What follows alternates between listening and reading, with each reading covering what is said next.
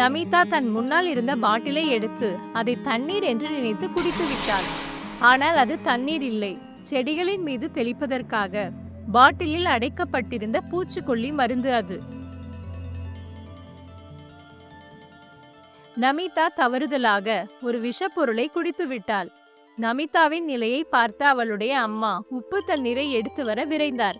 அவளை வாந்தி எடுக்க வைத்தால் எல்லாம் சரியாகிவிடும் என்று அவர் நினைத்தார். ஆனால் அது முற்றிலும் தவறான செயல். உதவுவதற்கு பதிலாக அது அதிகமாக தீங்கையே விளைவிக்கும்.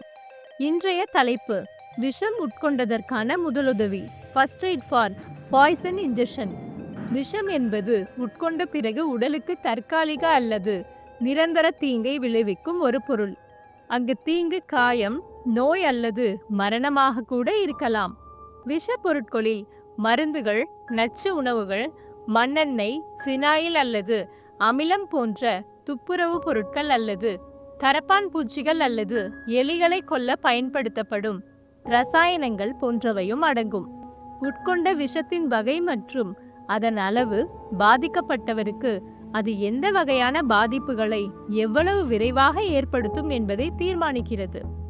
விஷம் உட்கொண்டதற்கான பொதுவான அறிகுறிகள்: குமட்டல் அல்லது வாந்தி, வயிற்றுப்பிடிப்பு அல்லது வலி, வாய், தொண்டை அல்லது வயிற்றில் எரிச்சல், சுவாசிப்பதில் சிரமம், தலை சுற்றல், வாயில் எச்சில் வடிதல் அல்லது நுரை தள்ளுதல், நடுக்கம், சுயநினைவு இழப்பு, விஷயங்களை புரிந்து கொள்ளாமல் இருப்பது அல்லது தாமதமாக புரிந்து கொள்வது. சில நேரங்களில் வலிப்பு ஏற்படலாம். சில நேரங்களில் வாயில் ஏற்படும் துர்நாற்றம் பாதிக்கப்பட்டவர் விஷம் உட்கொண்டதை குறிக்கலாம். விஷம் உட்கொண்டால் முதலுதவி செய்வது எப்படி என்று பார்ப்போம். பொறுமையாக இருந்து பாதிக்கப்பட்டவரின் நிலையை விரைவாக மதிப்பாய்வு செய்யவும். பாதிக்கப்பட்டவர் சுய நினைவுடன் இருந்தால் அவர்கள் என்ன சாப்பிட்டார்கள் அல்லது குடித்தார்கள் என்று கேளுங்கள்.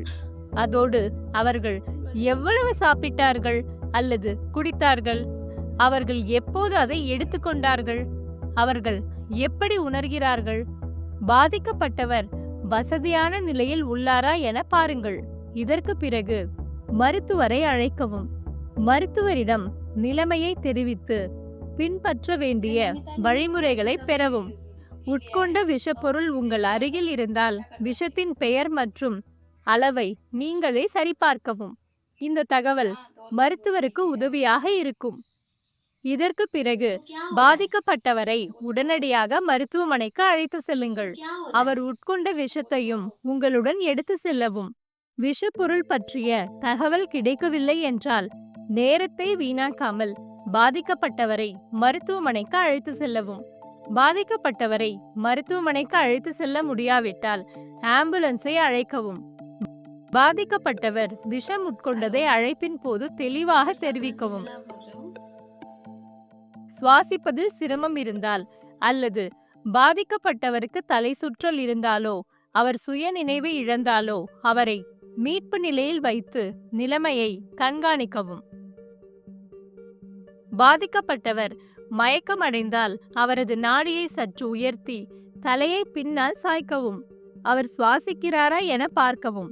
பாதிக்கப்பட்டவர் சுவாசிக்கவில்லை என்றால் தாமதமின்றி சிபிஆரை தொடங்குங்கள். ஆம்புலன்ஸ் வரும் வரையோ பாதிக்கப்பட்டவர் சுவாசிக்க தொடங்கும் வரையோ சிபிஆரை தொடர்ந்து அழியுங்கள். வாய் மீது வாய் வைத்து சுவாசமளிக்க முயற்சிக்க வேண்டாம். சிகிச்சைக்கு உதவ அந்த விஷப்பொருளை சிறிதளவு உங்களுடன் மருத்துவமனைக்கு எடுத்து செல்லுங்கள். மேலும் சில முக்கியமான விஷயங்கள்: விஷத்தை உட்கொண்டவருக்கு சாப்பிடவோ குடிக்கவோ வேறு எதையும் கொடுக்காதீர்கள். விஷத்தை உட்கொண்டவரை வாந்தி எடுக்க வைக்காதீர்கள். அவ்வாறு செய்தால் அந்த விஷப்பொருள் சுவாச குழாய்க்குள் சென்று நுரையீரலை பாதிக்கும். வருமுன் காப்பதே சிறந்தது. விஷப்பொருட்களை கவனமாக சேமிக்கவும்.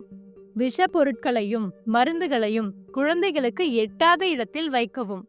உங்களுக்கு தெரிந்தவர் தற்கொலை பற்றி பேசினால் அதை விளையாட்டாக எண்ணாமல் கவனமாக பாருங்கள். முதலுதவி பற்றி தெரிந்து கொள்ளுங்கள். எச்சரிக்கையாக இருங்கள்.